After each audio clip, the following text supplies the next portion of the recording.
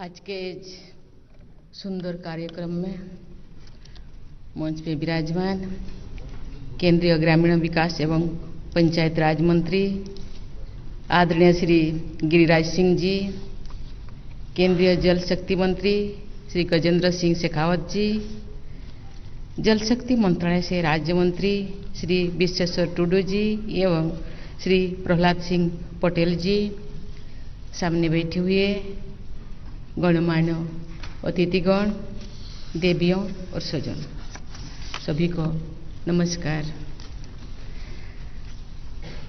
आप सभी को गांधी जयंती की हार्दिक शुभकामनाएं। आज सुबह ही महात्मा गांधी के स्मारक स्थल राजघाट पर मैंने राष्ट्रपिता का श्रद्धांजलि दी। गांधी जी की याद से जुड़े किसी भी स्मारक स्थल पर जाना एक तीर्थयात्री जैसे होता है। उनके विचार शाश्वत है। सत्य और अहिंसा की तरह स्वच्छता पर भी उनका आग्रह था। उनके जन्मदिन को स्वच्छ भारत मिशन के रूप में मनाना उनके प्रति सच्ची श्रद्धांजलि है। गांधी जी के किसी भी कार्य का समाज पर व्यापक असर होता है।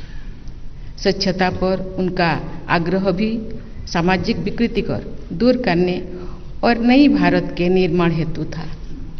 स्वच्छता उनकी राजनीति भी थी और शाश्वत भी और आध्यात्मिक भी।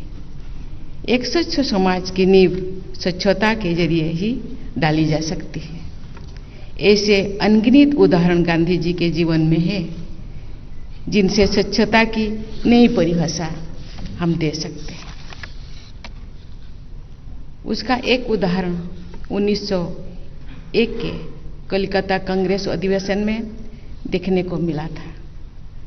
जब शिविर में सफाई की खराब हालत उन्होंने देखे, उन्होंने झाड़ू उठाकर सारी गंदगी स्वयं ही साफ कर दी। एक कोट पैंट पहने वाले व्यक्ति को इस तरह सफाई करते हुए देखे तो लोग आश्चर्यचकित हो गए। गांधी जी का मानना था कि स्वच्छता की आदत लोगों में बचपन से ही डाली जाना चाहिए। इस संदर्भ में मैं एक प्रसंग का उल्लेख करना चाहूंगी। एक बार बापू ने कस्तूरबा गांधी से बच्चों के लिए स्कूल शुरू करने के लिए कहा। जो बा ने पूछा कि वो बच्चों को क्या पढ़ाएंगे, तो बापू ने कहा, बच्चों की शिक्षा का पहला पाठ स्वच्छता है।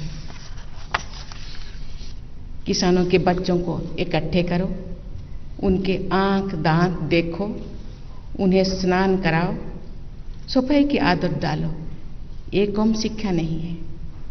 गांधी जी की सोच थी कि अगर हम बच्चों से शुरुआत से ही साफ सफाई की आदत डालें तो इस जीवन में स्वच्छता के प्रति जागरूक बने रहेगा।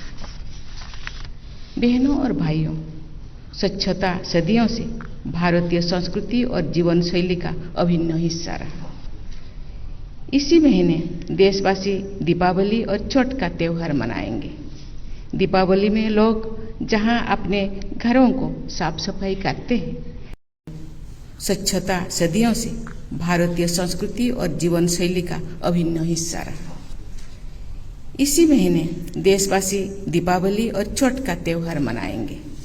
दीपावली में लोग जहां अपने घरों को साफ सफाई करते हैं, वही छठ के अवसर पर लोग जलाशयों, घाटों और रास्तों को स्वच्छ बनाते हैं। मुझे ये बताना जरूरी है कि सन 2014 को स्वच्छ भारत मिशन ग्रामीण की शुरुआत से अब तक अभी तक ये 11 करोड़ से अधिक शौचालय का निर्माण हुआ है और लगभग 60 करोड़ लोगों ने खुले में शौच जाने की अपनी जो आदत को बदल दिया है। एक खुशी की बात है कि इस मिशन के द्वारा भारत ने वर्ष 2015 से संयुक्त राष्ट्र द्वारा निर्धारित सस्टेनेबल डेवलपमेंट गोल 6 को 2030 की समय सीमा से 11 वर्षों पूर्व ही प्राप्त कर लिए। स्वच्छ भारत मिशन ग्रामीण व्यवहार परिवर्तन का एक आंदोलन है।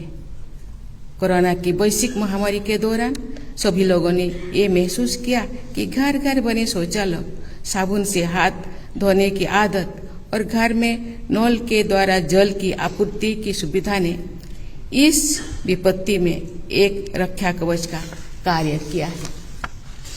भारत सरकार वर्तमान में स्वच्छ भारत मिशन ग्रामीण के द्वितीय चरण को कार्यान्वित कर रही है, जिसका लक्ष्य है देश के सभी 6 लाख गांवों को ODF प्लस बनाना। खुले में शौच के विरुद्ध सफलता पाने के बाद अब हमें ठोस और तरल कचरे के प्रबंधन जैसे अधिक जटिल और तकनीकी समस्याओं का समाधान करना होगा।